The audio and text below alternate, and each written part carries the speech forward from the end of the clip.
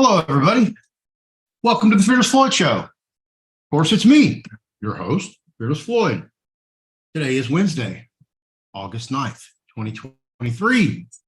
And as you see from the title, I am going to do a rebroadcast of this morning's original Mark Z show. He had Andy Schectman on again. And, you know, every time I listen to Andy, he just has new information. And it's just mind-blowing.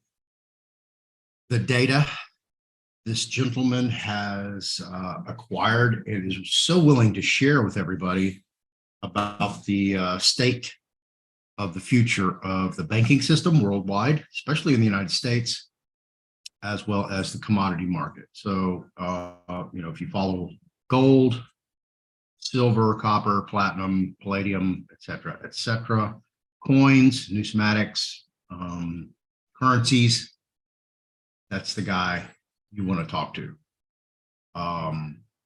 Just super fantastic, knowledgeable guy. I am going to do my best. I'm going to contact Mark and try to get him on the show myself so I can personally interview him.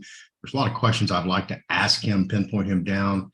Mark likes to let him run with, you know, all his information. There's things in there I'd like to pinpoint him on and ask specific questions.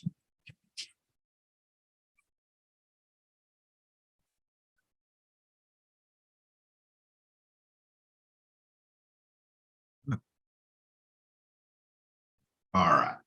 So before I begin, let me jump in over here.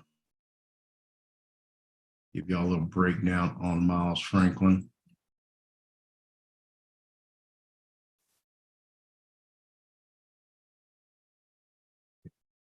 Over here, chat's good. All right, I am running.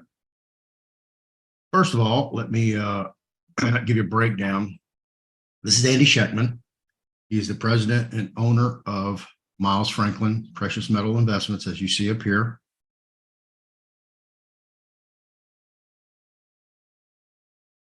The message from Andy. Basically, prior to starting Miles Franklin Limited in 1989, Andrew became a licensed financial planner specializing in Swiss franc investments and alternative investments. At Miles Franklin Limited, a company that has eclipsed $9 billion in sales, Andrew has developed an operation that maintains trust, collaboration, and ethical behavior, superior customer service, and satisfaction to better serve their clients. He was responsible for overseeing the firm's operations and business functions, including strategy and planning, account management, finance, and new business. Miles Franklin is anything but an ordinary gold and silver coin company. Our approach provides a creative strategy for diversifying one's assets with precious metals. This strategy has been yielding positive results for clients nationwide since 1989. Miles Franklin was founded by David and Andrew Schectman. Our vision was to offer a wide variety of bullion and numismatic products, extensive broker expertise, and fair pricing. Unlike traditional coin dealers, Miles Franklin is both a full-service company and a low-overhead discount broker. We believe that fair pricing plus extensive client education and support can and should exist hand in hand. 30 years in business.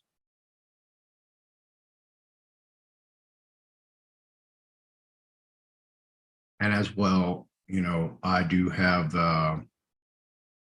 some friends that I grew up with that I utilize here locally in Houston, Texas. U.S. Coins, owned by Kenny Duncan Sr., as well as his little brother, Johnny. Kenny Sr. runs the upstairs, you know, worldwide operations. His children, Kenny Duncan Jr., Matthew Duncan, and Blake Duncan, are the three sons that pretty much run the business, the retail business. They each have their own little niche within the company. You'll rarely see Blake. Blake does other deals. I'm not going to describe what. So I do have my own local contact here. I've asked them to come on the show as well. So I'll see what I can do about getting them on here. Some more stories about Andy. I encourage you to go to his website. Check him out, milesfranklin.com. check them out. You don't have to necessarily do business with them, but the information that Andy has is just phenomenal. Okay. I put him on, I put one of Mark's rebroadcasts on my show, I think last week, just because of the information that Andy is espousing is so pertinent to our current economical status here in the United States. BRICS happening the 22nd of August this month. If you're not familiar with BRICS, Brazil, Russia, India, China, and South Africa. That's the consortium of BRICS. There are at least 40 other countries out of 209 that want to join BRICS. They want to create their own asset-backed currency, i.e. backed by precious commodities, precious metals, whatever that looks like. That could be oil, gas, uranium, iridium, any one of these precious metals, something that used in electronics, that venue. So that's what they're looking for. The reason the BRICS consortium was created, the reason that it's going to go into fruition, is the Biden administration's sanctioning using the world's petrodollar, the world's reserve currency, as a weapon to strangle or throttle some of these other countries' ability to do foreign trade or access their funds in the U.S. Treasury, in which they have sold oil or bought oil, traded oil in U.S. currency. So the Treasury is holding their money hostage. This is what they're doing to Iraq. This is why Iraq can't do their exchange rate yet. They're at the mercy of the United States Treasury. People just don't see this. Okay. Iraq has over $100 billion in in-country reserves, plus all their gold hoard. And then they have over $100 billion in the U.S. Treasury from the sale of their oil that the U.S. Treasury will not release to Iraq so Iraq can do their budget, fund everything. They have enough money in country to fund their budget for 2023, probably half of 2024. I don't know. I don't know the numbers. I don't know the issue of that. That's what you're looking at. Okay. Andy's, I don't know if he's going to talk about it in this because I've only caught bits and pieces of it because I was in a hurry this morning. But the Shanghai Consortium, that's a Silk Road from Iraq, which is bordered by 5 countries and has access to seagoing fairways all the way up into China. So they are creating a trade route. Absolutely. And Andy's going to touch a lot of this. So when the BRICS happens, that's going to be de-dollarization. Okay. If you don't understand what de-dollarization is, de-dollarization basically is a very kind and gentle term for hyperinflation of the US dollar. Because that's scary when you hear that. You hear de-dollarization, you're like, yeah, okay, whatever. They just don't want to use the dollar. No, this is hyperinflation. Okay. All these trillions of dollars. Okay. 1.8, you're going to hear Andy talk about in the last 8 weeks, the United States has spent 1.8 trillion. Okay. If you don't realize how enormous some certain of a trillion is, start counting. And Andy's going to tell you, it's going to take you about 31,000 years to count to a trillion. Yeah. They're just throwing that money away, spending it like there is no end, like it's like they've got unlimited rolls of toilet paper. That's what they're doing. The Biden administration is going to bankrupt this country. If it's not already bankrupt, they're going to flip everything upside down. You are going to see chaos in the streets. You're going to see chaos in the country. So yesterday, I did a video on the Deagle report, where the United States population is predicted to be reduced by 2/3. So what they're claiming is out of the 337 million inhabitants of the United States of America, 227 million are not going to reside in the United States of America. They weren't specific for the reasoning of the departure, whether they are going to migrate to other countries or they're going to die.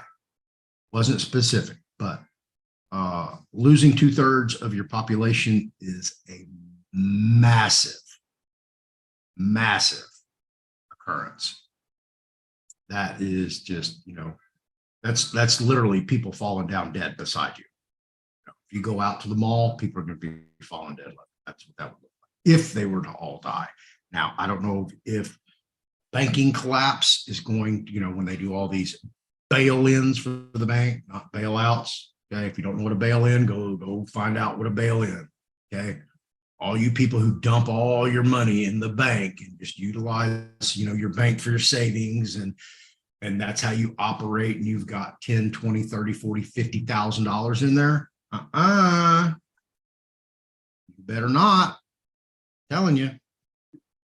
That's not your money. You gave it to the bank. It's the bank's money till they decide that they want to give it to you. Yeah, they can close down the ATMs anytime they want. They can close down their branch bank anytime they want. They can freeze your account anytime they want. All they're going to do is say, oh, yeah, you're FDI insured for up to $250,000. No, you're not. If you're insured for up to $250,000 on your bank account, right, on your deposits. So if I get a $35,000 check from ABC Plumbing and I go deposit it in my account and they want to hold it for 3 to 7 days until it clears, my bank account really insured? Because if it's insured, the insurance would cover the $35,000 if it was a hot check or insufficient funds or even a bogus check, correct? Isn't that what the FDIC is for? Federal Depositors Insurance Corporation? When we tell you your government hates your guts, you are an enemy combatant to the United States government, because the United States government is Washington, D.C. Washington, D.C. is not part of the United States of America. Did that register? All my history teachers from Scarborough, God bless your souls, who taught me incorrect, you institutionalized me, programmed me, dumbed me down, miseducated me. You didn't know the truth. You just went straight to the textbooks. You didn't have any intellectual curiosity. I do. Well, the banks are going to fail. They've already failed. They are propping themselves up. They are flipping stuff, all these securities, to each other, propping each other up. They don't have any money. You're going to hear it from Andy. Okay. So I have a doctor's appointment at 2:15. I have to go get an injection in my back for my L1, 3, or no. I'm going to get this one for a rib. I actually flipped a Harley Davidson Road King on my back at one time. And for some reason that rib just will not heal correctly. It's always sore. So I'm going to go get an injection, see if that works. Dive into this. Let me go over here and hook up Andy, get him going for you guys. I have it lined up.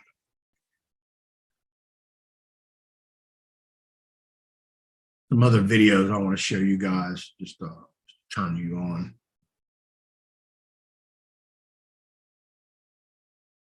Yeah.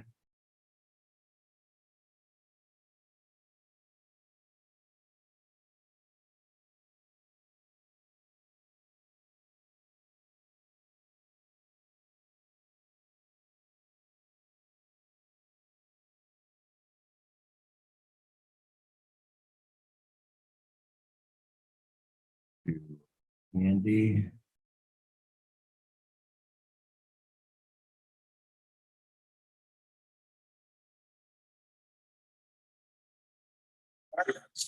Who said, all right, I'll take it away. Just kidding. All right.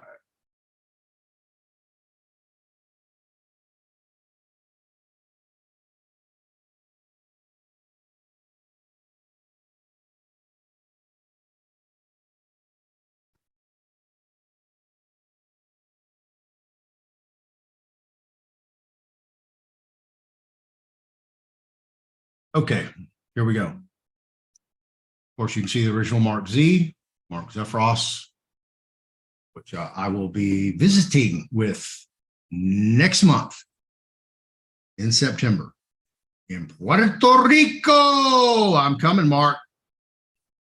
So be prepared. And of course, you see Andy Schectman. So here we go. Let's start the video. How are you, buddy? I am fantastic. How about Andy? Oh, can't complain, my man. Can't complain. What's new in the world today? What's the crazy? Let's see. We have a corrupt government. Corrupt governments around the world. We've learned from Moody's that a number of regional banks and 6 major U.S. banks are actually more troubled than they claim. Right. And Venezuela has officially announced their intentions to join BRICS. I mean, all in all, it's playing out just like you said it would. Just another day, right? Yeah. We can talk about all that stuff. The ball, the sphere is accelerating. And that's really the kind of the thing that I take away from so much of this. The acceleration. Let me turn this thing a little bit here. Hold on. The acceleration in the way that things are happening. Every day there's another story to talk about. Yeah, you're right. Venezuela did formally apply to BRICS, and I believe Bolivia has as well. And you know, the countries in South America, these indebted, underdeveloped countries that are rich in resources are certainly the target of the expansion, not only of the Belt Road Initiative, but also the BRICS. And this is something that is not lost, I think, on me, shouldn't be lost on any of you either. The whole idea here is to find a way to offer mutual beneficial relationships that help both parties by building infrastructure that allows them to bring their natural resources to market, help elevate the wealth of the nation, and to help them break free from the Western hegemony. I think you will see more and more and more of these types of nations joining, because really no one has ever gone in there and said, hey, look, you know, we're interested in this relationship. You have something to offer. And let's not forget that the best kind of a deal is a deal that is mutually beneficial, right? And so in business, you know, I want to make money to stay in business, put food on my table, but I know that I need to be fair to the people that I do business with. And in that respect, everyone wins. There's a mutual beneficial arrangement. And that's what I see happening really in the way that these relationships are being built. We've talked about it, but look, they go into these countries, they build bridges and roads and railways and oil refineries and gold and silver mines and maritime channels, and they help them industrialize, and they offer them a way to do so rather than through coercion. They do it through cooperation, and in no better way do we see that in the way that China has brokered peace deals between Iran and Iraq, between Iran and Saudi Arabia, the new BRICS naval alliance between Saudi Arabia, Iraq, Iran, India, Oman, Qatar. These are countries that never liked each other that are now joining together in a mutual beneficial arrangement that is growing, and that is how you make things work. And I think that's something that is somewhat ignored by the mainstream. While we're on BRICS, we'll talk a little before we get to the banks and the downgrade and all of that stuff, which certainly is worth talking about. There's a man that I follow who's very smart. He's the only other guy out there really, well, there's a couple that I would say has been following the BRICS stuff as closely as I have. He's a little bit more controversial in the way that he says things, but his name is Jim Willie. I have respect for Jim, a lot of it. He he's fringe, maybe. That would be the way people would categorize him. I think he's plugged in and has courage to do things that Andy, most people don't. they consider you and I fringe too. Yeah, I guess. I worry about that sometimes, Mark, because I don't consider myself fringe. I just consider myself someone who has the courage to say things in this woke world that most people won't. I don't try to cross the line, of course, and I try to do it respectfully. But yeah, it's, what is fringe these days? What is normal these days, really? So, anyways, he came out with some stuff that's very interesting. And he's saying that the BRICS will be launching will not be launching a common gold-backed currency. Look at that. There you go. Somebody asked if we'd actually seen a physical one. Yes, they are trying to get the focus better. You got it. Now we got to get those painted for you. You got to have someone come in with a brush and paint that for you. So it's interesting. I've been talking a lot over the last few weeks about how I wasn't really sure if they would issue a gold-backed currency on August 22nd. More relevant to me was the growing union between the Shanghai Cooperation Organization and the Eurasian Economic Union that are joining the BRICS. And I've mentioned those two organizations on your show and many others quite frequently not because I knew that they would combine with the BRICS. I just assumed that they were all but the same team, in that you have many countries that have mutual membership in several of these organizations, as Russia is in all of them. Saudi Arabia has joined the Belt Road, the BRICS, and the Shanghai Cooperation Organization, and the BRICS New Development Bank. And so you have a symbiotic relationship here. Well, what I focused on was the fact that these countries are believed to, and these organizations are believed to be joining with BRICS, that all of the members of these organizations have been formally invited to the meeting. And James Rickards, my friend, who I had drinks with a few weeks ago, told me that they will be formally included into the new BRICS union. And I believe it.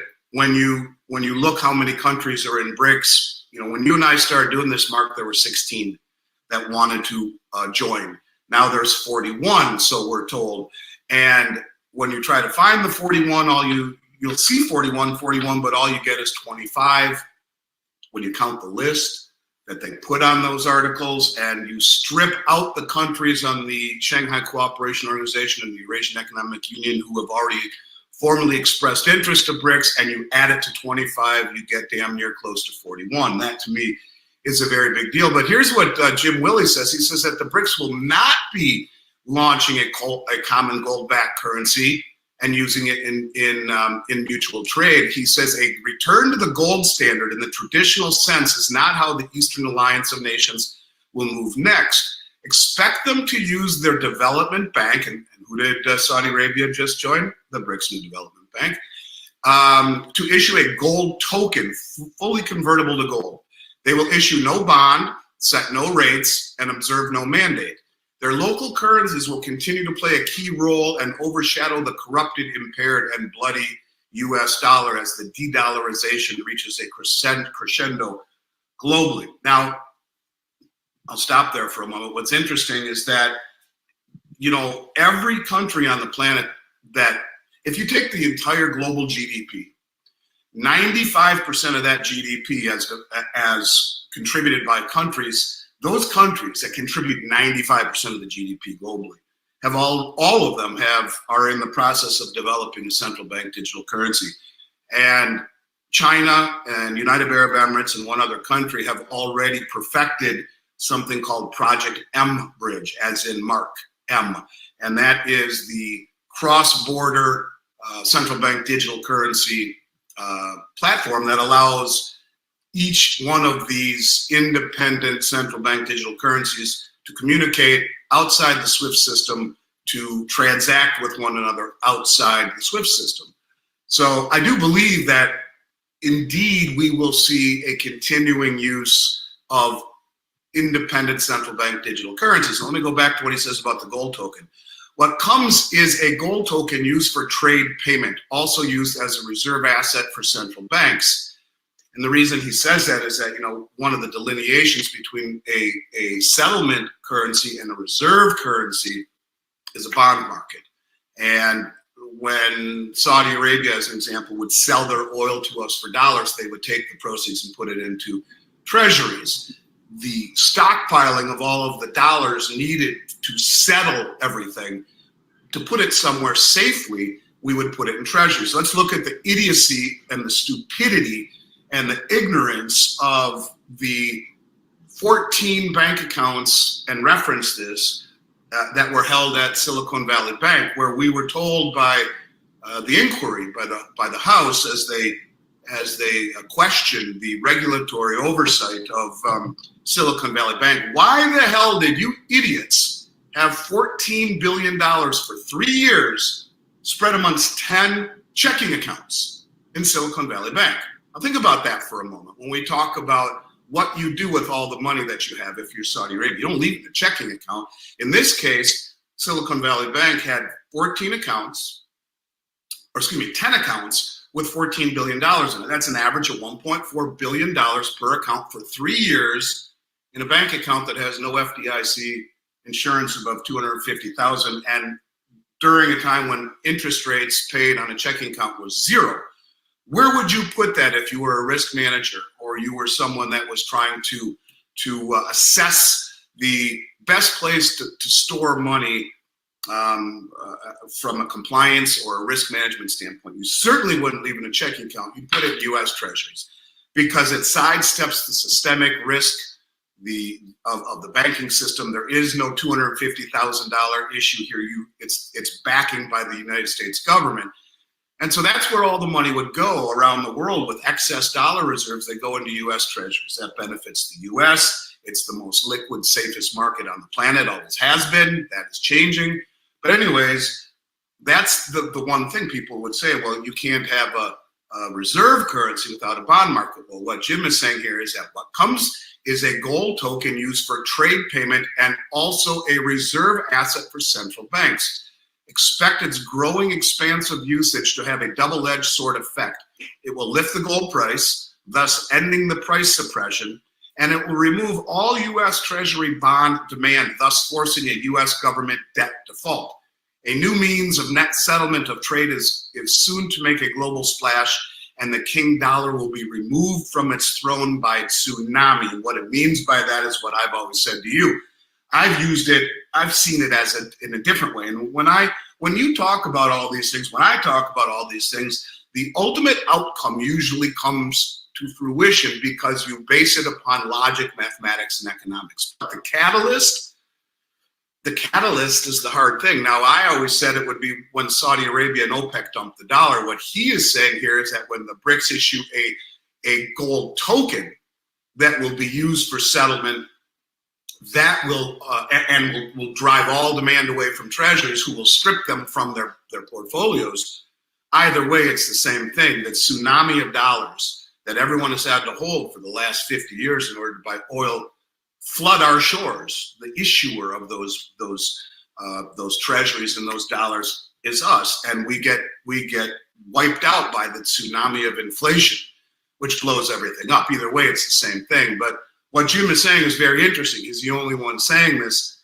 We've all been saying that gold has a significant role in what the BRICS are doing. This is why I believe the BIS reclassified it Tier 1. This is why you've seen the central banks repatriate it from all of the Bank of England and from the New York Fed. And this is why you've seen the central banks over the first half of this year buy more gold than any time in history. So gold has a relevance to what's coming next. Most of us thought it would be, myself included, a gold-backed BRICS currency because that's what we were told by the Russian finance minister. What Jim is saying is slightly different. A gold token issued by the BRICS New Development Bank that will be used for settlement and as a reserve asset. And it's interesting, if you tie the BRICS currency to this BRICS token, they don't have to do much. The U.S. will destroy themselves in and of themselves, because if the U.S., we have so much in the way of inflation, as the dollar loses value, gold goes up, the BRICS currency goes up, the BRICS token goes up in value. If the US tries to do what the rest of the world is doing and buy more gold, the dollar goes down, gold goes up, the BRICS settlement currency goes up.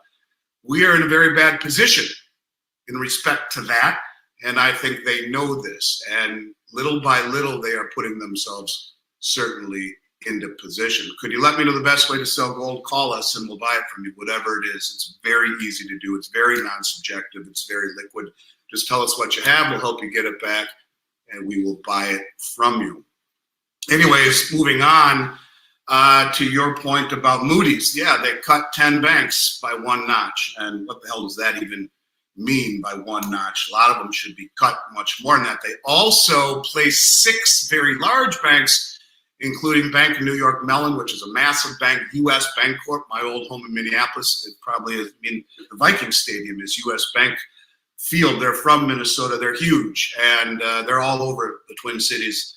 Truist down here in Florida, they're huge. These are big banks, and U.S. Bank and Truist are both very large banks that have horrible balance sheets, and they are next to be placed on the next for review for potential downgrades. They all should have been downgraded a while ago, and they all are pointing, and Moody's is talking about, it was Moody's who downgraded the banks, it was Fitch who downgraded the US, and we'll talk about that in a moment too. But they're all pointing to the skyrocketing and delinquency rates of commercial real estate as being the catalyst. And I agree, it will be the catalyst that will blow up a lot of these banks.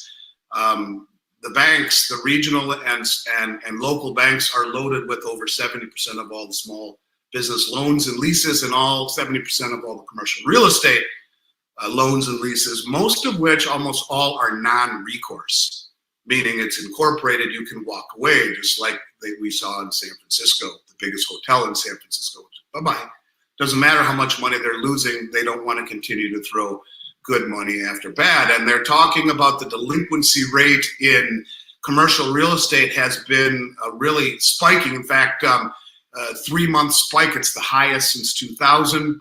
And they believe this will be the catalyst. There's about $1.5 trillion worth of these loans and leases that will reset in the next 15 to 18 months, and will be the catalyst for many of these banks going upside down. And where I think the rubber meets the road is when Janet Yellen finally does what the Dodd-Frank Act said must be done, and that is to let these banks be bailed in rather than be bailed out, rather than the consolidation of letting JP Morgan become a behemoth, taking little bits and pieces of all these failed entities. That only goes so far. You will see bail-ins, and when bail-ins happen, we go to stage 3 real quick in terms of anxiety and panic. And I've said all along, look, it's one thing to say that the markets are in trouble or the dollar's in trouble. It's another thing to go to bed at night thinking that the bank that you don't really even consider to be speculative at all is indeed placed you as an unsecured general creditor. That is the way the law reads right now. And anything over the FDIC limit will be bailed in one of these days when one of these large banks fails. And if you did it with a bank like Truist or US Bank, all hell breaks loose. This is a very, very large bank, both of them. One of them goes belly up and bailed in, and everyone loses everything over 250,000. The shit's gonna hit the fan. And I believe that's on the docket. That there is no better way to consolidate, your 4,500 small regional banks into the behemoths than to let one of these banks bail in. And that's a big deal. And remember, this was written into law when the Dodd-Frank Act was written after the great financial crisis, I think in 2009. So huge deal, scary as hell deal. And I think that is what they plan on doing to move everyone over there. But remember, we've seen more money come out of the commercial banks, out of the big ones, than out of the regional banks. All the focus is on the regional banks, but the people with the huge money, they're going directly to treasurydirect.gov. They're going right to the US government and they're buying short-term treasuries. They figure, look, if the U.S. government goes down, the banks are fucked anyway. Pardon my French. They're right. So what do? You take the lesser of two evils, and you go directly to the Treasury. You buy short-term treasuries. You remove the systemic risk of the banks, even the too big to fail banks, and I find that to be very illuminating as well. The banks in general are very, very risky. One of the things I've talked a lot about over the last several months, including a presentation I gave at the Rick Rules Symposium in Boca just a few weeks ago, was that this is a double-sided coin. On one end, you have the gross mismanagement of the world reserve currency. You have the weaponizing of the dollar as the world reserve currency. Big no-no.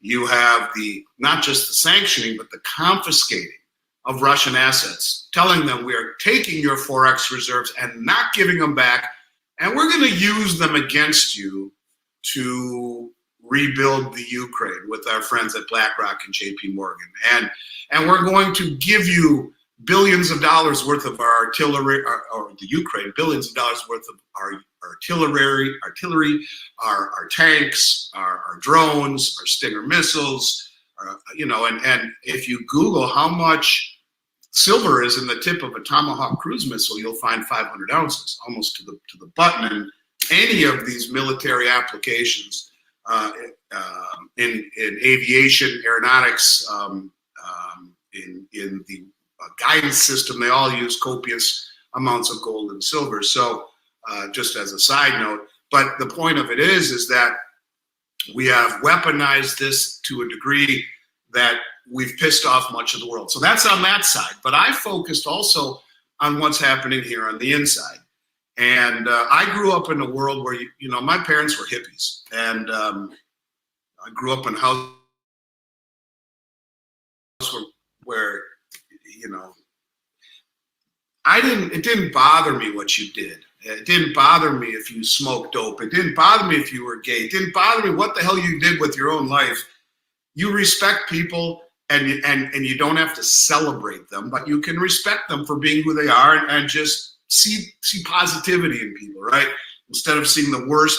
I don't care what you do, just don't infringe it upon me or my family. That's cool, and what you do behind your closed doors is your prerogative. When we're getting together to play baseball or do whatever you want, that's cool. What you do after the fact, that's up to you. That's the way I grew up. And this erosion of the fabric of the United States, is it intended or is it not? The obsession with transgenderism, the cancel culture, the divisiveness between red and blue and black and white and rich and poor and vaccinated and non-vaccinated, this type of deal where your wife has to look and say, "Don't open your damn mouth at Thanksgiving or I'm going to kill you." That where you're defined by who you voted for last. These are things that are happening, and I focused a lot on that lately, and I found it very interesting. And a little snippet that I read, I'm going to read to you, that to me I think is really part and parcel with a bigger problem when we talk about maintaining our status on the global stage. It's not just how we've squandered this precious this precious gift of being the world reserve. We should be embracing it and doing all we can to uphold that honor and to keep it. Instead, it seems at every turn we have denigrated that respect and responsibility, and we spit in the face of the world through sanctions and bullying, and I think that's on the world stage. But what we're doing here, with the fact that I mentioned, may have said on your show too, that this is the world where the country where people would tie together tires with string and float to the United States across a dangerous ocean in pursuit of a better life. These things are disappearing when the world looks at us and says, have they gone astray? Do their justice system is not being administered equally? And is the liberty and the justice that this country stands for, is that being denigrated? Well, all of these things, I believe, are all part of the bigger problem. It's not just what's happening offshore. It's what's happening here. And you know what you showed there, that the hell in Oakland, the drugs. You know, why are we allowing our border to be destroyed by 6-7 million people coming through illegally, killing our kids through fentanyl poisoning? And why is that okay? Why are the things that made this country strong, brave, respected, hey, knock it off, she agrees to, strong, brave, respected, justice, truth, liberty, those things are being called into question? And I find it really interesting. A quote from James McCormick, the Fitch Ratings Managing Director and Global Head of Sovereign and Supranational Ratings. Supranational, not natural, national ratings. And, you know, Fitch downgraded the U.S. From AAA to AA+, and should have been done a long time ago. They have courage, of course, to do this. But he said earlier this year, and I quote, "It's not just the debt limit, what we've seen in the United States, but a steady deterioration in governance." And that's what I'm getting at. When Fitch is talking about it, don't think that all of this craziness is lost on our foes. It isn't, and it is what is accelerating the de-dollarization. And I've asked, you know, a lot, is this intended? Could we be that idiotic to allow this shit to happen? To completely blow up what this country stood for. You know, when I started in this industry, I was 19, 20 years old, and the people I talked to were the World War II vets. And they are spinning in their damn graves right now, watching what has happened to this country and the way that we are circling the drain. The U.S. Treasury Department estimates, in terms, they just came out with their budget estimate. They just came out and said that, you know, we're gonna end up spending, well, this is actually the Congressional Budget Office. They said that we're gonna spend $5 billion a day, every single day, for the next 10 years. And our national debt is forecast, this is from the Congressional Budget Office, to reach 50 trillion by 2033. Doesn't sound very sustainable to me. Or as you said earlier, how we, I think you said this earlier, I was trying to listen to what you were saying before I came on, that, you know, we've spent $1.85 trillion in the first 6 months of this year, $1.85 trillion. And what really is ignored, this madness that is ignored, and makes me wonder, have our leaders really lost their damn minds, is that it took 209 years in this country's history to accumulate $1.85 trillion. We've done it in 6 months. So when you talk about the sustainability of this path we are on, it is completely and wholly unsustainable. And I always am a big fan of mentioning just how big a trillion is for people who don't quite grasp it. Count like this: 1, 2, 3, 4. If you do that for the next 31,688 years without stopping, you'll get to 1 trillion. 31,688 years ago is a trillion seconds. And so when we spend $1.85 trillion, much of it going to the Ukraine, much of it being just squandered, this is a very, very big problem. Yeah, but we saved the Ukraine. Sure looks good. And this comes at the same time when countries like China and Japan are not buying our oversupplied treasury bonds. In fact, they're selling them, ultimately leading to a spike in their yields. I believe that to be true. And what that will lead to is the buyer of last resort being the Federal Reserve. They will have no choice but to buy our bonds. And when that happens, again, interest rates spike. You know, look, a quarter of the U.S. debt is owned by foreign countries, and many of them are no longer willing to increase their holdings. Last year, Japan and China sold over $400 billion worth. That's roughly half of the defense budget. At what point do we find, you know, what's really interesting too, by the way, you know, all that money leaving the big commercial banks, they're going directly to the Treasury, right? As the rest of the world is selling the bonds, we're buying them. I don't know if that's a setup for a reset, but as the biggest money in the world, or in the United States, flees the banking system, going directly to the Treasury to buy treasuries, coincidentally, we're seeing countries like China, Japan, Saudi Arabia, all these other countries. Probably shouldn't bang on the desk. She thinks that's someone at the door. Anyways, the rest of the world is selling them and our people are buying them. I find that to be slightly uncomfortable. Hey, Minnie, stop it. Anyways, look, it's important for people to remember that higher interest rates are bad for the banks. For those people that don't quite understand it, what I'm talking about as rates rise, what happens to the banks. The banks spent most of the pandemic, remember this, they bought huge amounts of bonds to offset their deposits. The reserve requirements would greatly decrease, so they would buy bonds to offset their deposits, and they would buy many of them government bonds, treasuries, or mortgage bonds, or municipal bonds at really, really low rates, even as little as 0%. And now that rates have spiked the way that they have, all of most of what they purchase, in fact, almost all of it in 20 and 21 is underwater. They've lost a fortune. It's called an unrealized loss. And FDIC data at the end of 2022 said we had a $620 billion unrealized set of losses with the banks, which is equivalent to 30% of the total capital that the banking system has. That's a big number. But the National Bureau of Economic Research just came out and said, no, that number's not right. It's 2.2 trillion in unrealized losses. That number is so big, it virtually wipes out every bit of equity in the banking system. In other words, you see these banks systemically pull each other down, bang, there's nothing left. Are these the seeds of the Great Reset? Is this done intentionally? Because we have, according to the federal government, $155 trillion in debt versus $5 trillion in assets, of which 40% of that is student debt. And so we are a broke and insolvent company. And at the same time, the Federal Reserve is sitting on almost $1 trillion in unrealized losses.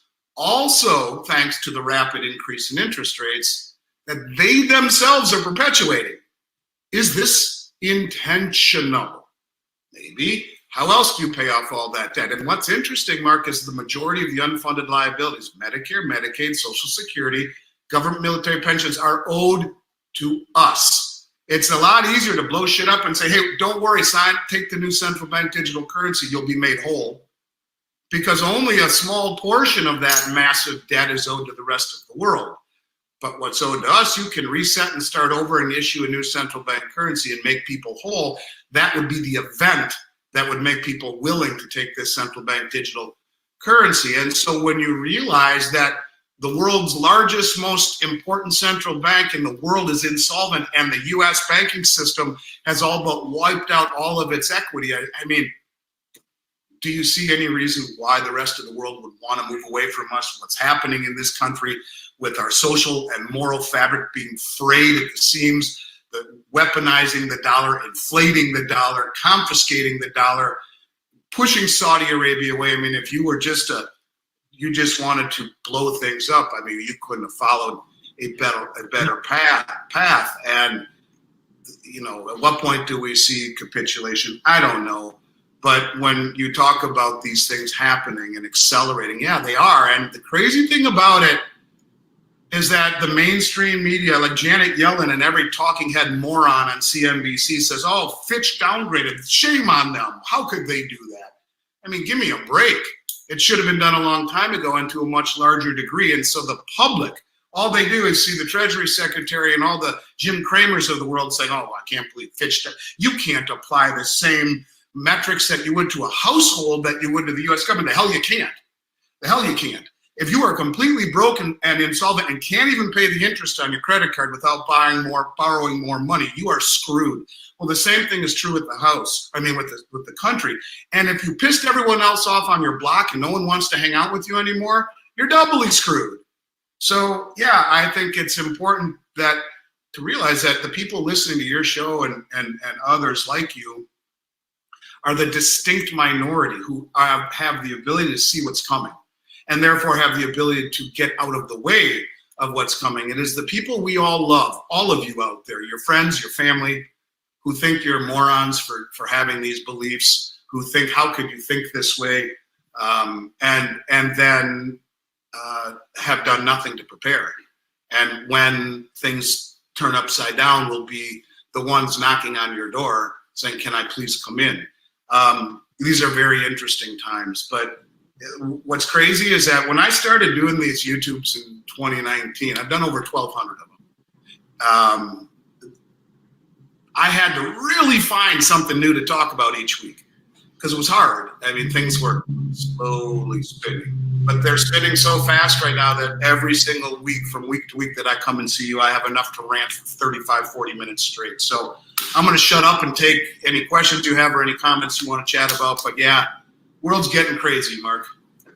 Yeah, no, it's getting crazy. But one point you were talking about how they've weaponized the petrodollar. We've weaponized against other countries. We have weaponized it against the American people. They weaponized the Canadian dollar against Canadian truckers. They weaponized ours in multiple ways. They attacked our savings and our labor through, they plan on inflation, which is a tax on your savings. Yeah, the world we're living in is nuts. We've got a couple of points I wanted to get you to touch on. I saw some good questions. First one was the Mint suddenly printed more silver eagles last month than they have in a very long time. Is that because of just the sheer number of stories that came out, the questioning from folks like yourself and others? Why have they limited supply so much? I think they finally capitulated. I think they finally caved to that pressure. Yeah, I think so. I think that has a large part in it. It's interesting. A lot of the ones that I see, the 2023s, we see coming out of the San Francisco Mint, which is interesting because normally we don't see those unless they're special edition type of deals, but they usually come out of the West Point Mint in New York. Bick Swear's interview, 3-part interview with the guy that ran and developed the Silver Eagle program at the Mint. He's been there for 35 years, saying that he was told by the Mint officials last year to only produce as many Silver Eagles, the smallest amount possible to forestall great backlash by the community, by the world, by the country.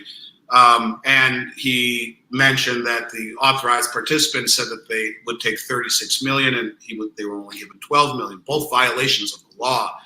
When the Mint was formulated, the Silver Eagle law that says that they have to produce at cost as many Silver Eagles as are demanded. They came out and said they will double production into November. Interesting to note that yesterday, we've seen this constant dropping of premiums over the past month. And yesterday, the Silver Eagles turned around and they're starting to go back up again. And premiums have bottomed. They're not going any lower as far as I'm concerned. It's interesting how there is recency bias in the world. And I will point to the fact that when we see a bank get bailed in this year or early next year, all hell's going to break loose. And that is when you will see the public understand the importance of owning metals. All of us out here who have bought gold and silver, we're the pimple on the elephant's ass. And the elephant is the thing that is the American public. And when they wake up and turn around and say, my God, our bank just bailed in. We've just lost whatever it is that we lost above FDIC. You will see panic. We added 14,000 clients in 45 days when Silicon Valley Bank was bailed in. Wait and see what happens when Truist or US Bank or any of these massive banks are bailed in, where you are recognized as an unsecured general creditor the way that the law says you're supposed to be. If the banks are this crazy in the U.S., should we be looking at offshore banking as well as gold and silver to protect our money? But the whole banking system is upside down globally. It's a hard question. If I weren't buying gold and silver, and I maybe would buy a farm, that'd be the only other place I'd put my money next to very, very short-term U.S. Treasury, 6 months or less. And I don't feel safe saying that, but it's the only other place I'd put it. I have put some of my own money there. I've been buying gold and silver every 2 weeks for 33 years. I have it coming out of my ears, but I continue to buy and wonder, should I have everything there? I own one of the biggest metals companies in North America. Should I really double down that much? So I have acquiesced and I have bought some U.S. Treasuries, short-term, 6 months or less. And if you really want to get out of the way of the banks, then go to treasurydirect.gov. Now your only risk is of the U.S. government. And like I said, if the government defaults, the banks are dead in the water. We all got big problems if that's the case. So to me, that is the only place that I would put it. These are very difficult times. Putting your money in offshore banks has become next to impossible, by the way, thanks to IRS Form 8938 FATCA. FBAR goes to the Treasury. FATCA is the foreign account, blah, blah, blah, offshore deal. If you have money offshore, they want to know about it. And so opening up a bank account is really hard, and most countries won't even have anything to do with you as an American. Maybe if you were in the lobby of the bank, you could do that. Even Canada would say, yeah, I don't know. I mean, if you're in the lobby of the bank in Canada, you could probably go into one of the 4 or 5 big banks, CIBC or TD Bank or Bank of Montreal or Royal Bank of Canada, and open up an account. But trying to do it, open up a Swiss bank account by mail, good luck. Our business was founded on Swiss banking. And when FATCA came out, in fact, in Swiss annuities and Swiss insurance and Swiss banking, that was the genesis of our business in the late 90s and early 90s, sorry. And when FATCA came about, the Swiss banks kicked everyone out, and gold storage with Viamet, and I'll never forget it. I mean, I had clients with UBS and Credit Suisse and Raiffeisen Bank and Marquis Baumann, tons of clients in these big banks, gold accounts at Viamet. And when FATCA came about, before they told the U.S. citizens about it, they went to all of these banks and said, if you do not give us the list of depositors that you have, and we believe you have lots of American citizens there that are not telling us about it, not paying taxes, we're going to kick you out of SWIFT and freeze your assets. So UBS and Credit Suisse, they all sent letters to our clients saying, you've got 30 days, we've been given 60. You have 30 days to close your account, or we have no choice but to submit all of your information to the IRS. It gave people a 30-day head start to go. And everyone did. They all left. They closed their accounts. Viamet just kicked people out. And so FATCA is a reason why the banks around the world will really want nothing to do with the U.S. So not an easy question, not an easy answer. And when you own a gold company and try to tell people that's the place to be, a lot of people say he's talking his book, and as God is my witness, I'm not. I am 100% authentic in that I do as I say. If someone can find a better place to put their money in terms of safety and non-speculative place where the biggest money in the world is doing the same thing quietly, let me know. I don't know another answer to that question. What do I think ultimately happens to treasuries? They blow up.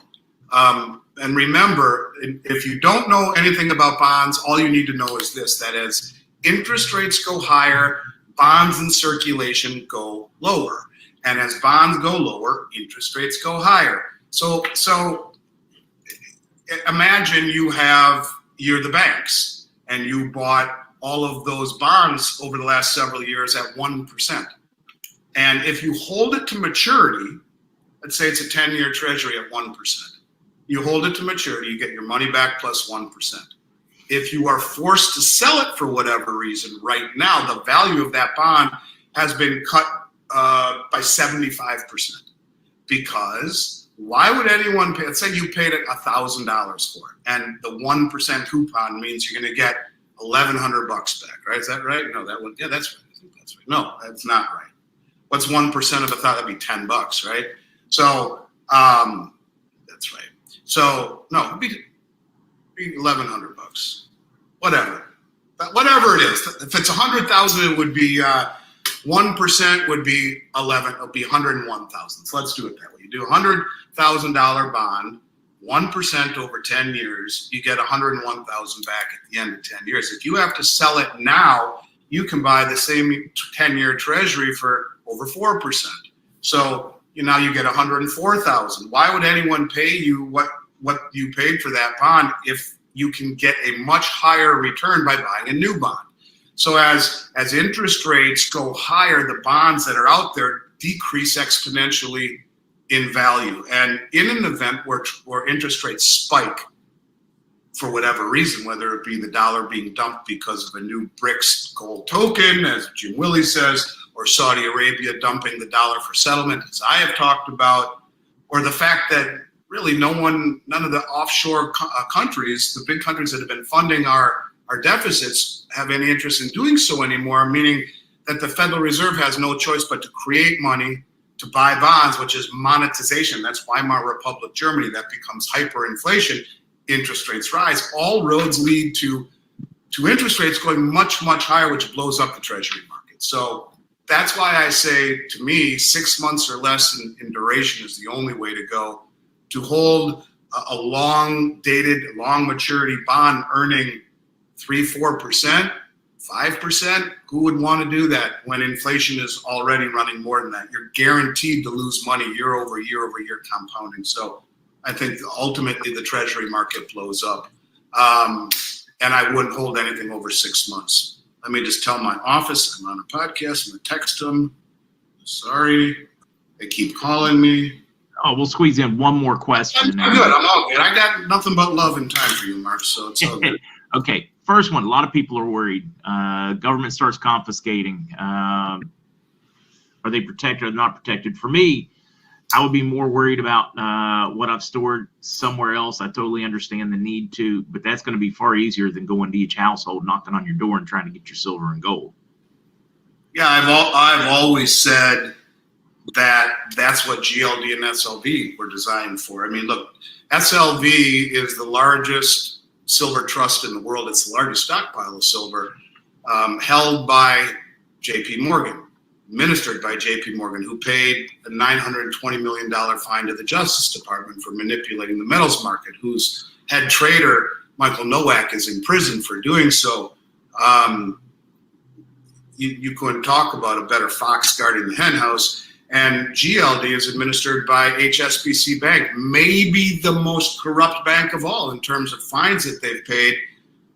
They could come in on a Friday night, nationalize those two funds, and pay everyone what their share price was worth in their money market, and look the world in the face and say, we didn't go door to door and activate eminent domain. We didn't do Venezuelan-style nationalization of assets. They can have their cake and eat it too. One of the interesting things about GLD and SLV as well is they're being pillaged right now by the authorized participants who come in and do share redemption, draining the SLV and GLD in physical metal and huge amounts. It's done so very privately. No one talks about it or hears about it, but day over day over day over day, we continue to see them being pillaged by the authorized participants. So SLV and GLD are horrible investments. If you own them, read pages 6 through 12 titled Risk Factors and sell them immediately and buy physical, whether it be through an IRA or just outright with cash. You're better off holding the real thing than this tool of manipulation that I think if confiscation were to happen would be primary tool. Take it, look the world in the face and say, what? We didn't do anything. We didn't violate any civil liberties or break any laws. You can still own it. Didn't exist. Yeah.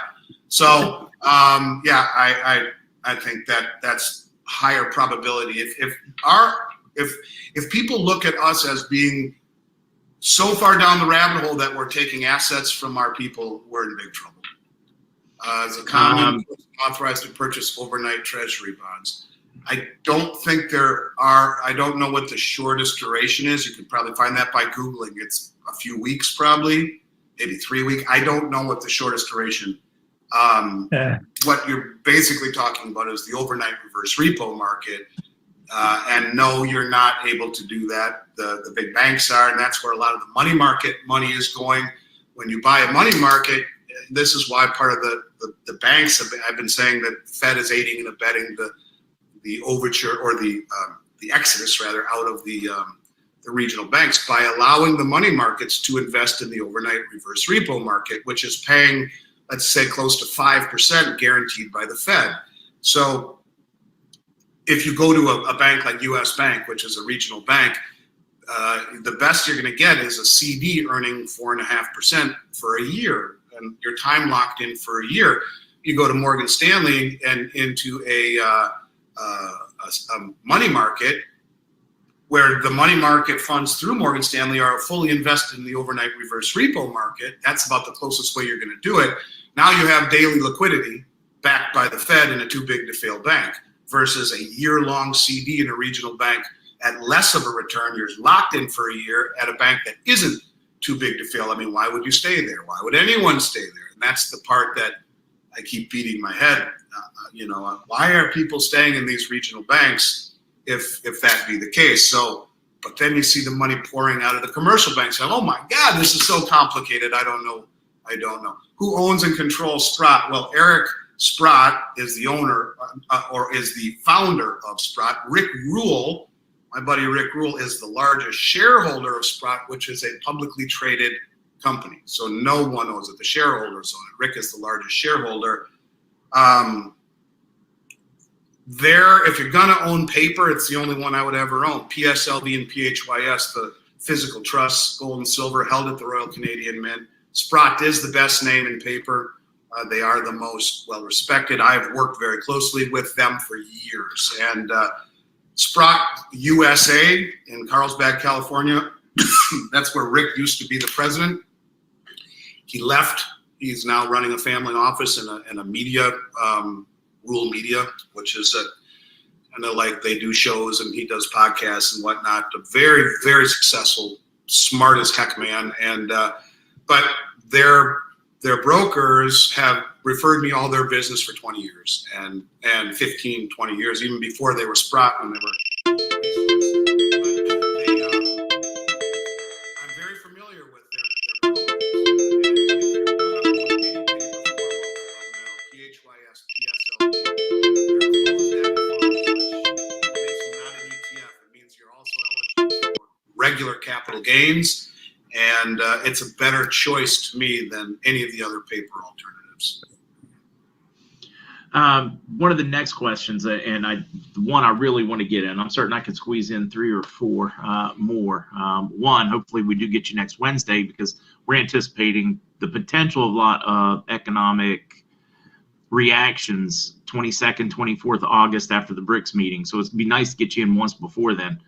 I will be here next Wednesday, yes. The big question, though, is manipulation. A lot of people asking, especially early in the podcast, how long can they continue to manipulate it?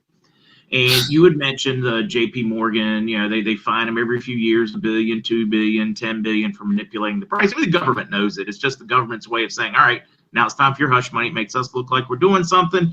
You're making hundreds of billions. We're fining you $10 billion. It really is an incestuous we're gonna publicly spank you. Meanwhile, we love the money you're sending us. And my answer for most of those is that's why we're starting to see metals exchanges pop up in Russia and in China. And as soon as those get worldwide acceptance with BRICS, I think that's when they're done. They won't be able to manipulate any longer. They won't be able to play their game. I mean, and if you're one of these countries like China or Russia or Saudi Arabia or any of these countries that are accumulating gold, are you going to bitch when they're suppressing the price to your favor? You're holding it down. You guys are idiots. Go ahead, suppress it. We're going to stand here and wait for delivery. Do you think there's any coincidence that along with the suppression of gold, we have a fact that the central banks have bought more than ever before? It's a fact that we're seeing the exchanges being bled dry. And if the exchanges are being bled dry and the central banks are buying more, and remember, taking a delivery of a COMEX or LBMA contract is ridiculously sophisticated. This is not something that the average person is going to be able to do or have the money to do. And once you do take possession of 5 1,000-ounce silver bars being one contract or a 100-ounce gold bar, what are you going to do with it? How are you going to ship it? What are you going to do with it? Who's going to buy it? Well, if you're a sovereign government, you don't care. And that is why when they say the only way you can successfully manipulate a market over a very extended period of time is to push it in the direction that it is going, their manipulation is running out of steam. They're draining the availability of metal behind it. Right now, the open interest in silver, which the commercial banks really stepped on it recently, is I don't know how many times, 50 or more times contracts than the bars that they could deliver. And if everyone stood for delivery, bang, it's over. We're getting to that point. But I would argue, yes, that is why those exchanges are coming up. We're also seeing the same thing happen on the Shanghai Gold Exchange. They're all being bled dry by the big money. And once there is no more metal to be delivered, the moment that the COMEX says, hey, yeah, we need to cash settle you because there's been too many deliveries and the integrity of the exchange now is fractured, we can't do deliveries, that's the same thing as a default. Then those exchanges set the price where it should be. And the Western manipulation ceases to exist. And that's one of the things that the guys the Russian finance minister who talked about the Moscow Metals Exchange, that it was being set up to sidestep the manipulation of the West. And if the manipulation plays into their hand, great, they're not going to say a word. They're going to keep scooping it up hand over fist until there's nothing to deliver. And then everything changes overnight. And that's this concept of logarithmic decay that I keep talking about, whether it be socially. Let's use the concept of censorship. Our whole lives, we were told that the First Amendment is what makes this country this country. And the last 3 years, little by little, by little, by little, then bang, all at once, it's in your face and it's gone. I mean, now it's everywhere. You can't say certain things on a YouTube channel or you get censored. And whether it be that or the erosion of the confidence of this country, little by little, then bang, all at once, people say, what the hell's going on to the Justice Department and the FBI? Or the erosion of the dollar as the world reserve currency, little by little, all of these countries eroding. It's the game of Jenga. And then bang, you pull out the wrong Jenga, bang. It's just like going down the Niagara Falls. You start to slowly go, you see it's going down, then all at once. And where are we on that scale? So is my Social Security check safe? Hell no. It's $77 trillion underfunded. It is trillion. But it is the last thing. And when they get rid of your Social Security check, we will have imploded and collapsed. You're probably going to have much bigger concerns than whether you're getting your Social Security check. I mean, that's the painful, ugly truth. Right. I mean, it is. I mean, if you do the math, it doesn't work. Reuters said by 2030-ish, it's gone. I mean, it already is insolvent. And so, yeah, no, it's not safe. Blame Bush Sr., he borrowed from it. He created that. They started taking away all that money you've been squirreling away for years, simply in there. And now you're going to look at a growing older population and a shrinking younger population. There aren't enough people paying in. In the past, when Social Security was there, you had, 3, 4, 5 different taxpayers paying in for that one retired person.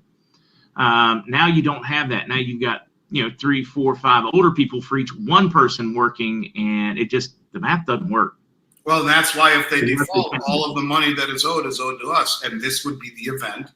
What if you're living on Social Security? That's your only choice. Don't worry.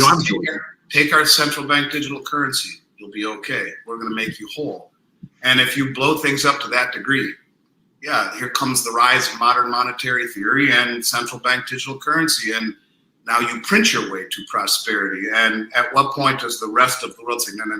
Remember, Kristalina Georgieva, the head of the IMF, said if you issue a CBDC that's not backed by something, well, it's just another fiat currency. And what did they say about gold earlier in the year?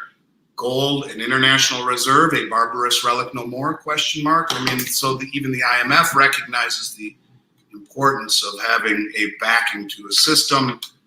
Mark, this is just, it's so hard to try and see which way the ball is going to bounce. But if you're reliant upon Social Security, there's going to be some sort of comeuppance at some point. Where, at some point, now, guys, if you're 70, whatever, you're probably going to see the end of it. If you are 65, there's a exceptionally good chance you're not seeing it at some point in your life. Yep. That's probably the easiest way to look at it. Don't get me wrong. That's why we need a reset of our monetary policy. It needs to completely change before that hits, because it will hit. I mean, the bill's due. It's got to be paid somehow. It's going to be paid by you and I. It's going to be paid by the government. Right. Well, and that's what a central bank digital currency would give them the ability to do, not just monetary policy, but also fiscal policy. And they'll be able to control who gets what and when, what you can spend it on and when. And the monetary policy, where they can, their monetary policy is much more immediate and effective if they don't have to rely upon money creation as a function of the banks rather than just give it directly to you and I. It's a commingling, a melding of fiscal and monetary policy. And as long as we pretend it's all good, then that's going to work. The first time somebody questions it is when it breaks. Right. So you've either got to just go ahead and commit to playing pretend, grab your blue pill, and go back to sleep. It's coming. There's no question about it. I think the program that the U.S. did is Project Cedar. It's very similar to the M-Bridge, where they're developing cross-bank, cross-platform CBDCs. So, the countries around the world are developing central bank digital currencies, and you can pretend it's not coming, or you can realize that it is. And this is why I tell people one of the big reasons, one of the benefits of gold and silver that is ignored is, it gives you at least some wealth outside the system. And in order to sell it, you got to go into the system. Okay, fine. But I think there's no coincidence to the biggest money in the world draining the exchanges ahead of whatever event is coming in the next year or two. Amen. All right. Let's get you out of here so you can get to work. I need to get it wrapped up as well. Busy afternoon. For the rest of you, see at 7. Also, Whiskey and Wisdom. Mark, I need you to put something I've told you for a year now. 11 days from today, 12 days from today, the day before the BRICS meet, I want you to sing me happy birthday. So let's see. 21st. 21st. All right. 50 years old, man. I still feel like I'm 19. Boy, how old? 53. I feel like I'm 19 in my brain. 53 damn years old. Where the hell did all that time go? Right. But I want you to sing me happy birthday, so I'm going to hold your fire on that one. I got And there you go, folks. That is my friend, Mark Z. You can go catch him. He's on Rumble. He's on Twitch. He's on Twitter. Obviously, YouTube.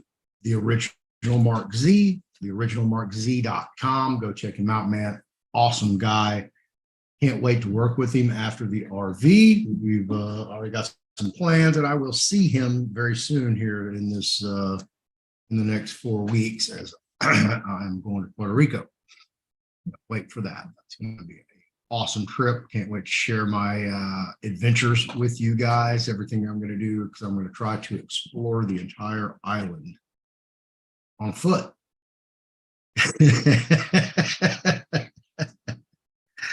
I know that sounds crazy, huh?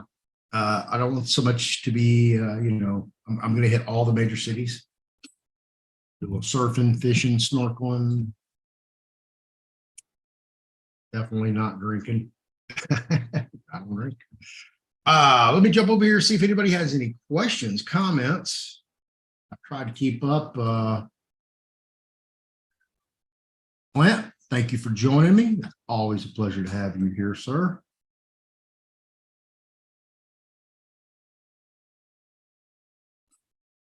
Mark does, he does the original Mark Z show in the mornings, 9 Central, 6 p.m. Central.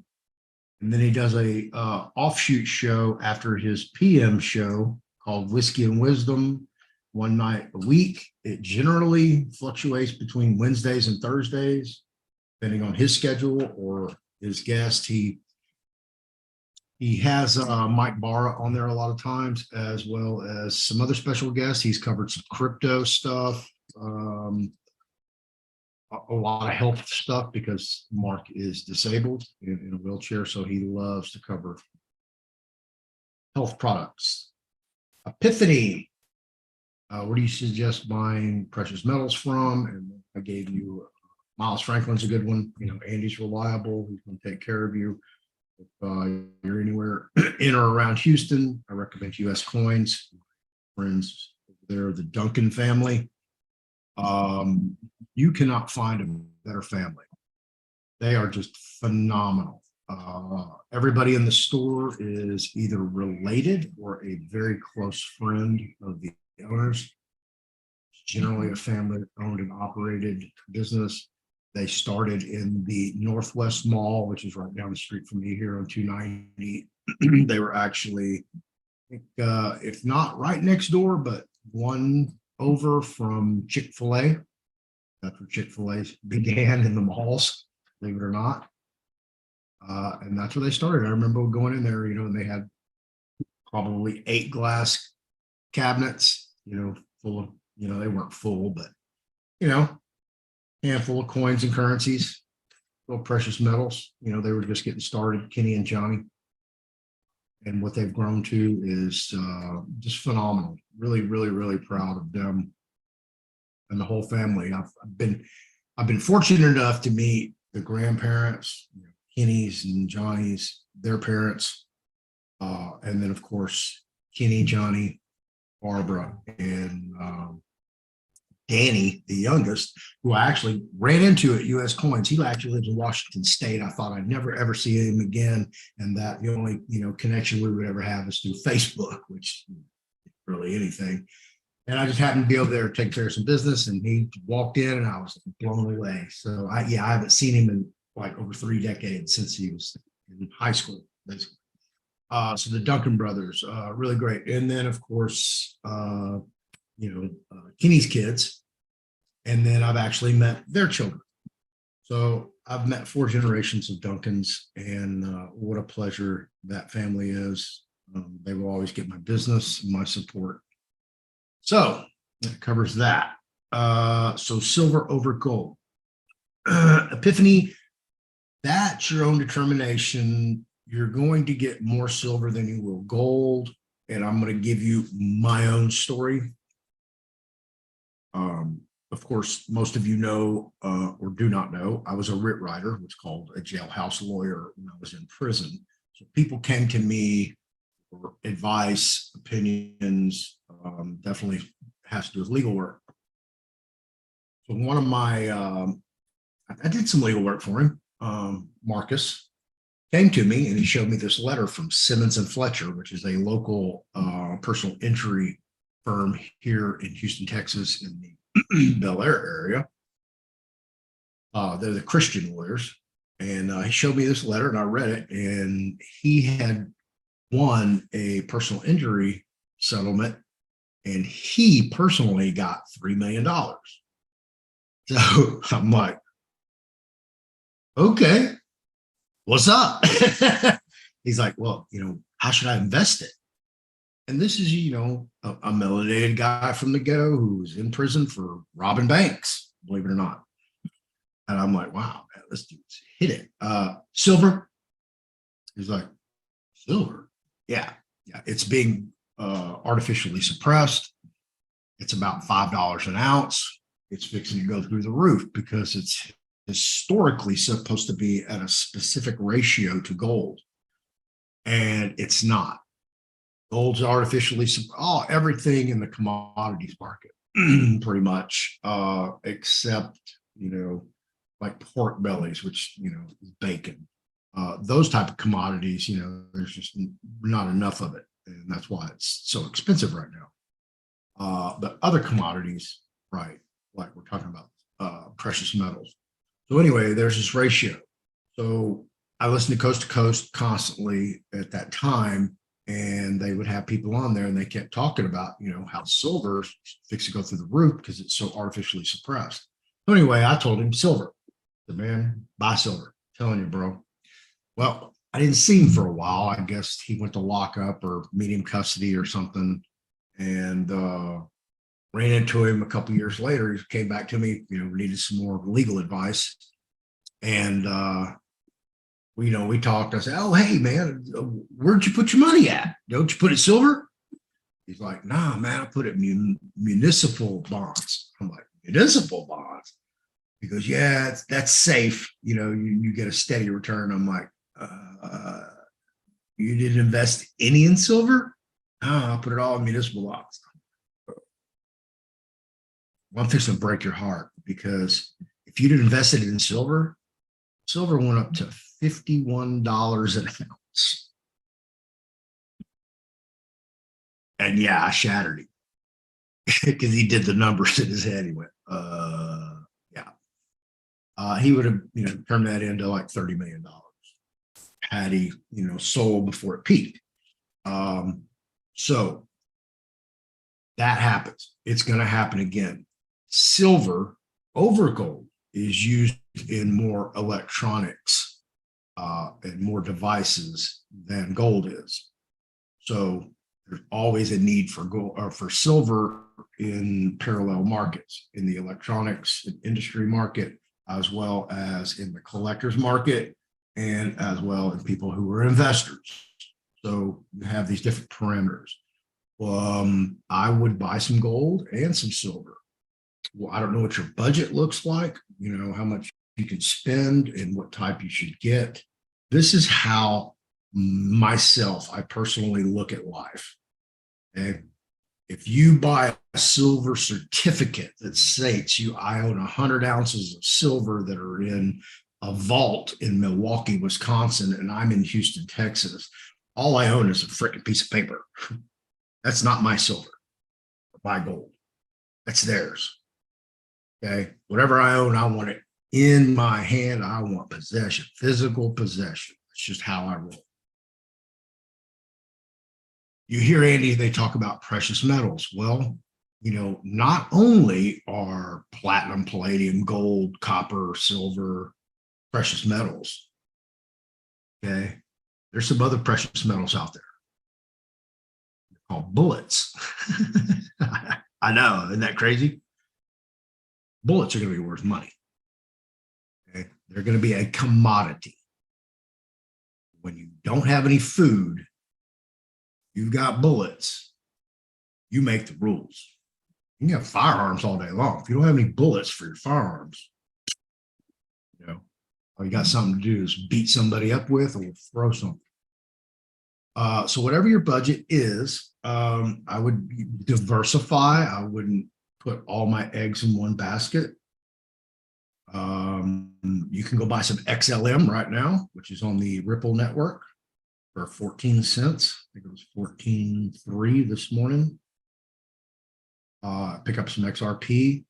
It's dipped since it reached a peak a couple weeks ago. It's going to go through the roof. So I would pick up, back to commodity. So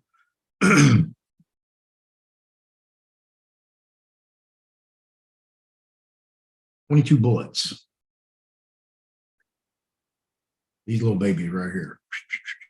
Okay. I keep these here for a reason.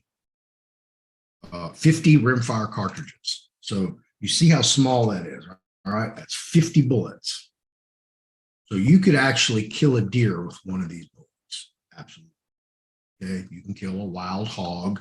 So you can take down enough game or sustenance to last you and your family, several days, if not a week or two, depending on how you cured the product. Okay.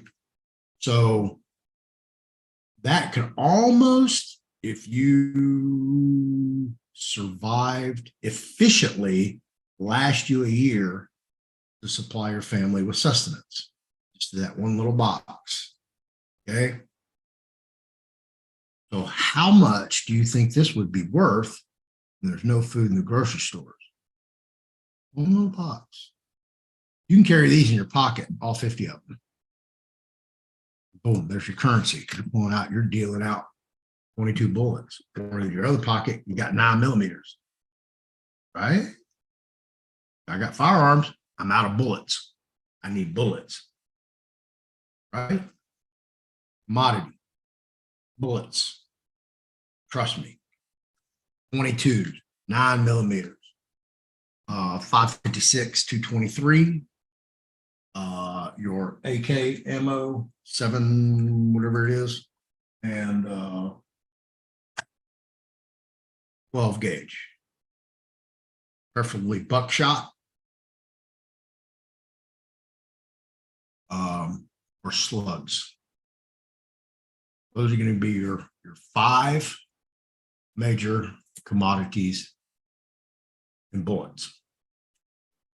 And I bring that up because Do you go out and do you buy silver do I buy junk silver?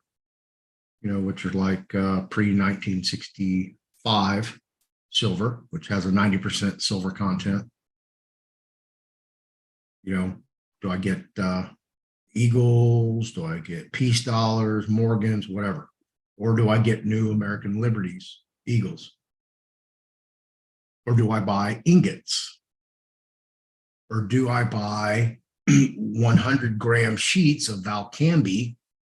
It'll break off ingots in silver. You can get them in platinum. You can get those in gold. Okay, so the way I look at it is, I need to trade some precious metals for some food, or I want to buy a car, or I need some gasoline, or I need a tank of propane. Okay, whatever that looks like, I'm just going into survivor mode, because that's how I look at life. I'm ready. I've got my path. I moved to this specific area for a reason. A lot of thought went into the whole dynamics of my environment. That's why, when I do move, it's not just a get up and go somewhere else kind of thing. It's something that takes a lot of thought and thought process to put together. Simply for that reason, I was here during Hurricane Harvey when, there were 12 foot of water in all the major thoroughfares, and people were, especially in the Memorial area. I'll tell you about that. Some of those people that lived in the 2-story homes where their backyard abutted the bayou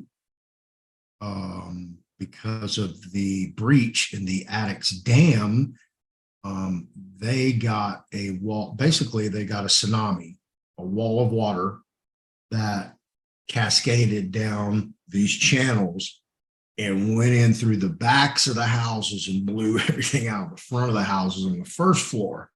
Okay.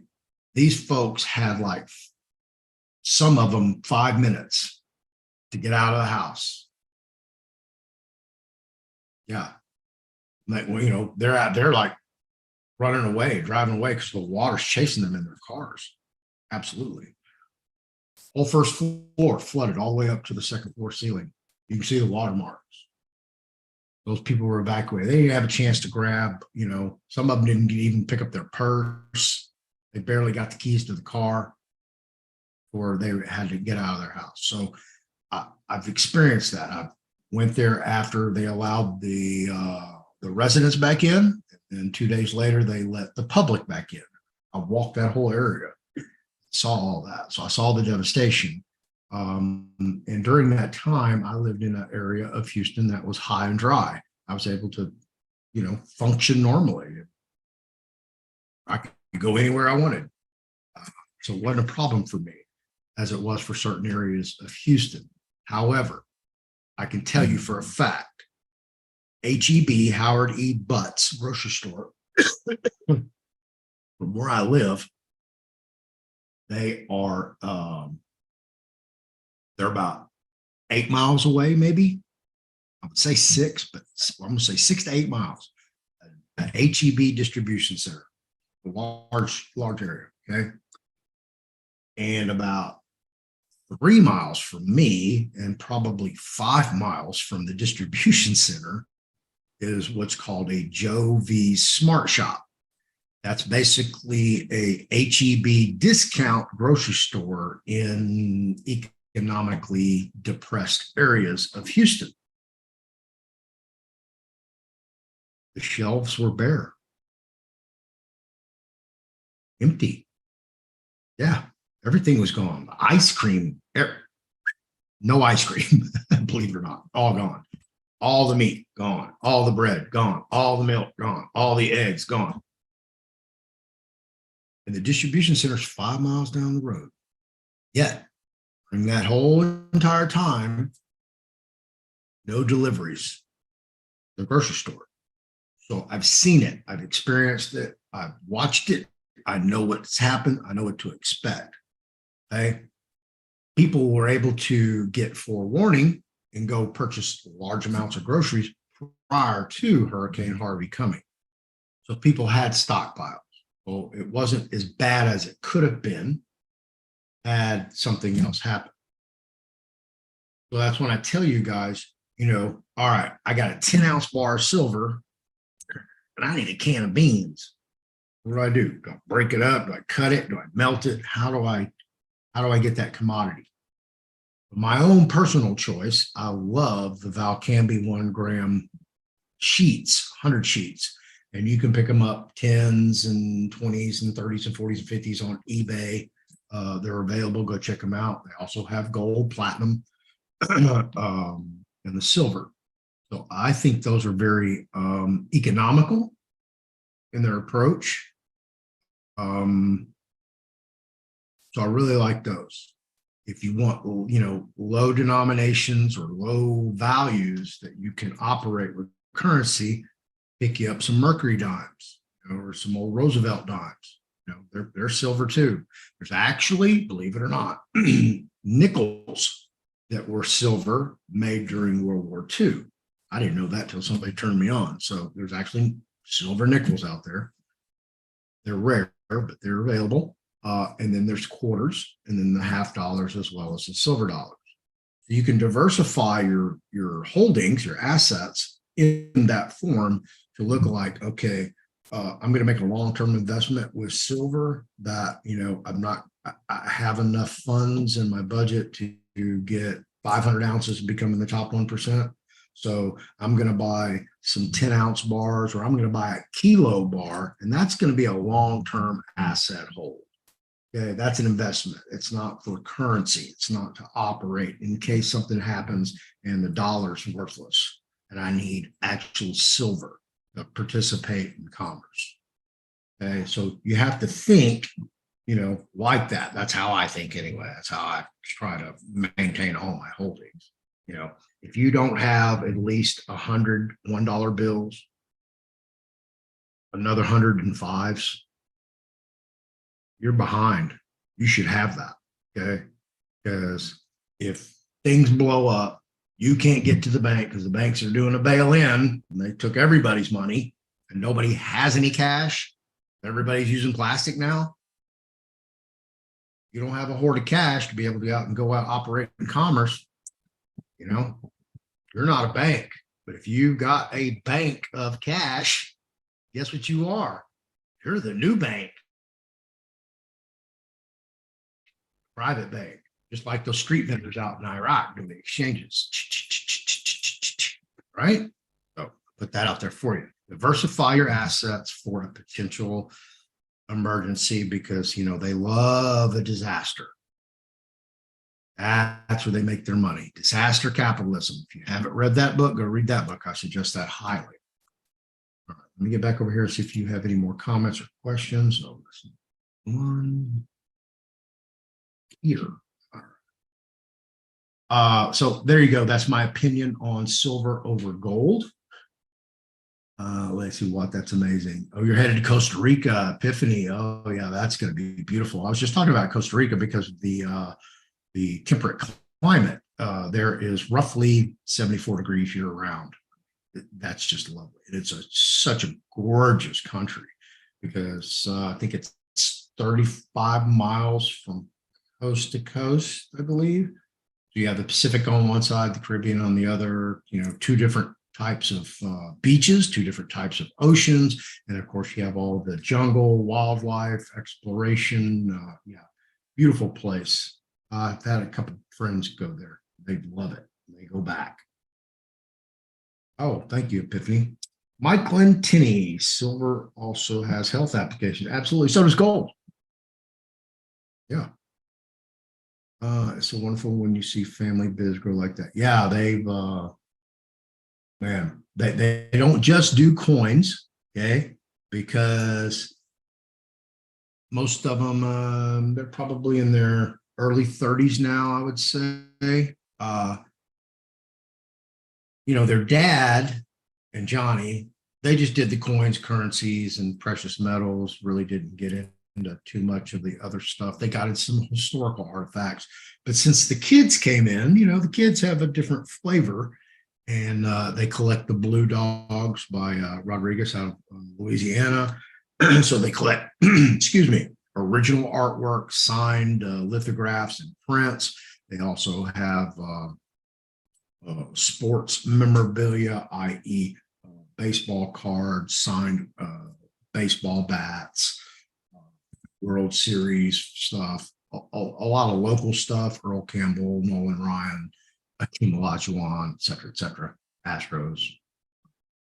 So they've diversified, like Rolex, they all want Rolexes. So, they sell high-end watches, they sell high-end jewelry, and of course they're always, wearing their product.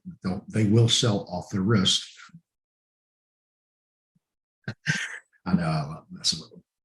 So that's what you should look like. Yeah, they're wonderful family.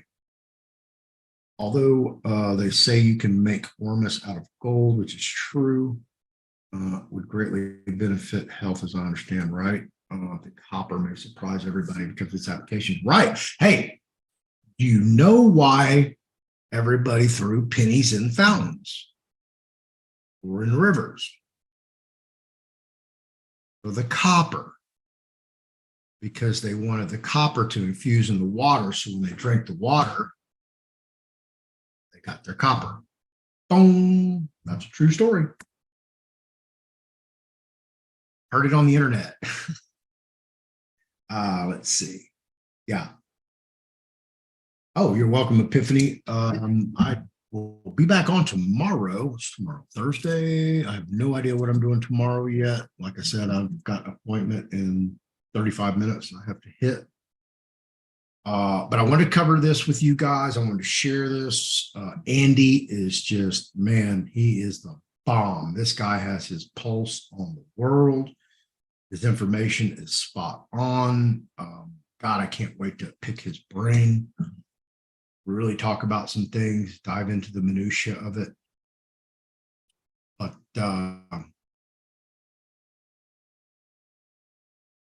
yeah, awesome. Thank you. Great show.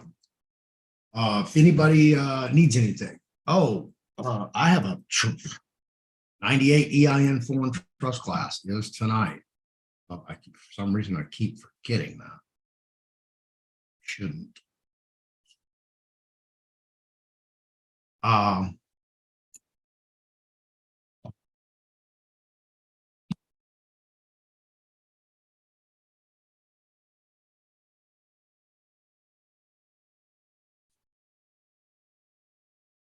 I'll just do this the old-fashioned way.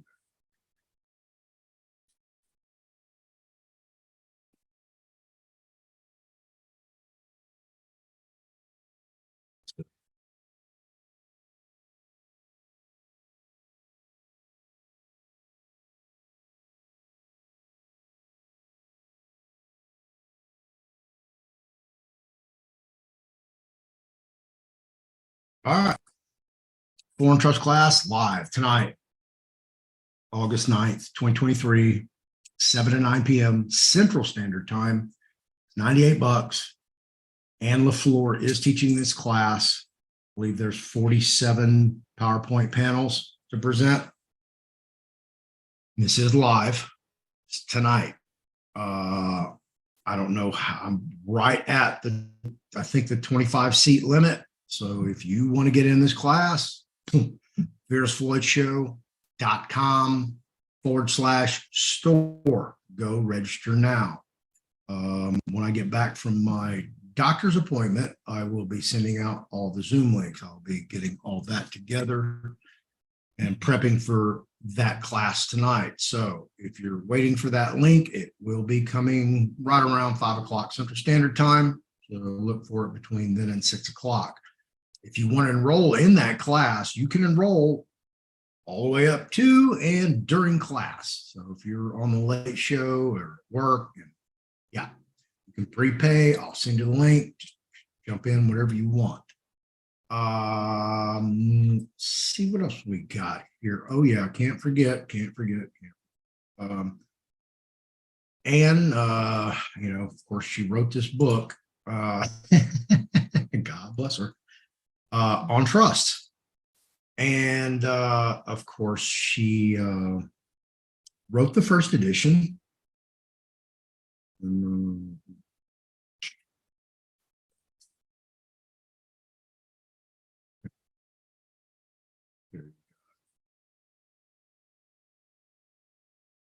All right, this is the first edition that she did, and this was last month in July.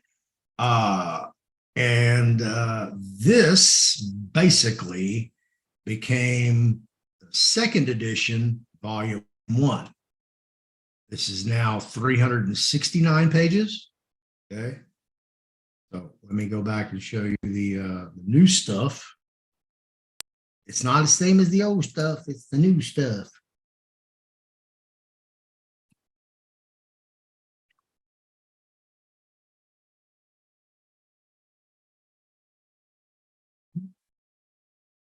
Here you go. It's the second edition, as you see, volume 1 of 2. And then volume 2 will say second edition, volume 2 of 2. It now covers revocable, irrevocable, foreign trust, banking, deeds, power of attorney, stocks, bonds, transfers, and final will and testament, as well as a host of other things. Let me grab the actual second edition. Basically, it was split. All the deeds are taken out of volume 1 and put into volume 2, and then all the other stuff was put in here, and I'll tell you what's in here. Deed of trust, property warranty deed, quitclaim deed, bill of sale, deed of gift, trust amendments, last will and testament, charitable remainder trust, express trust, college education trust, land trust, breach of trust fee schedule, among much, much more in this volume 2 that I have here in my hand. Let me stop share so you can see it. There it is right there. See, right there. Volume 2 of 2. This gives you a list. The virtual background, see, it gives you a list. So you get basically 2 of these.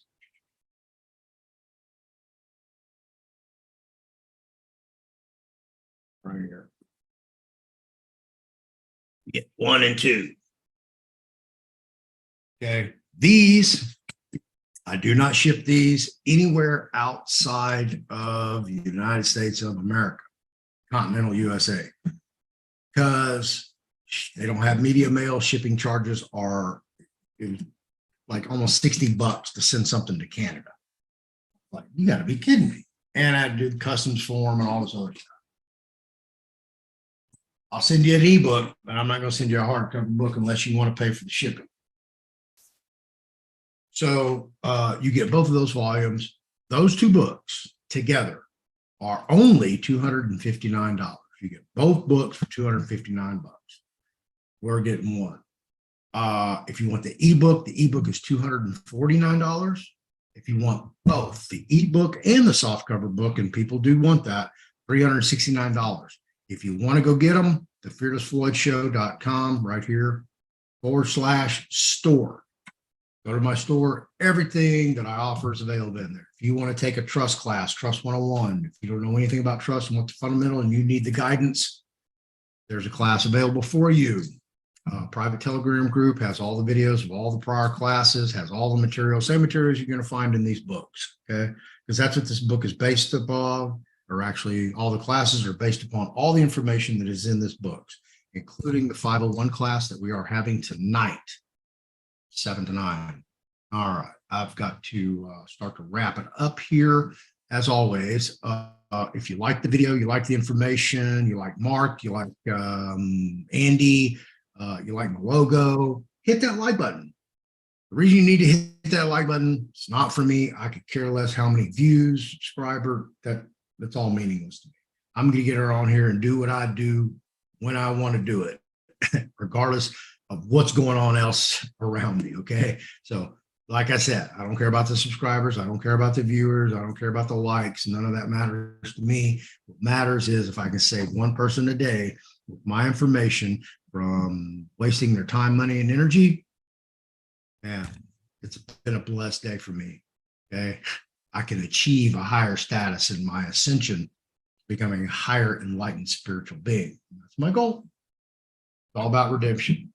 So subscribe to my channel. If you want to get, when I put out a new video, boom, it automatically pops up in your feed. That's what you need to do with that. Hit the notification bell so when I do put out new videos, you are aware. This current show is Monday through Friday, starts at noon. Generally, it's a 2-hour show. I will start eventually to have guests on here. I just want to kind of get my little feet wet back again and get the show out there, get a little base, get some videos under my belt. And that way I can move on and start, have at least a small portfolio to show somebody, hey, I'm doing my show again, we're going to come back on as a guest, et cetera, et cetera. If anybody wants to come on as a guest, for any topic, any subject, I'm wide open. The Fearless Floyd Show at yahoo.com. The best way to always reach me is I am on Telegram. Hit me up on Telegram DM. I've got a ton of them today. I have not had a chance to even go open them up and look at them. So if you sent me a Telegram, I will reply and respond. As you see, I have a busy schedule today. It's like that every day, but it is what it is. To my let's see, what else did I miss? Anything right there? Like, subscribe, share. Leave a comment below. Tell us what you think about the world's economy or the banks, or what you think is going to happen with bail-ins, bailouts. If you have anything to add to that entire conversation that we just had that would benefit somebody else in some way, please leave a comment.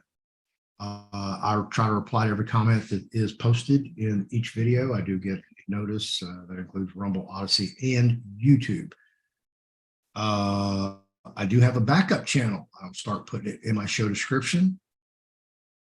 So if for some reason my channel gets taken down, don't go, run, tell it.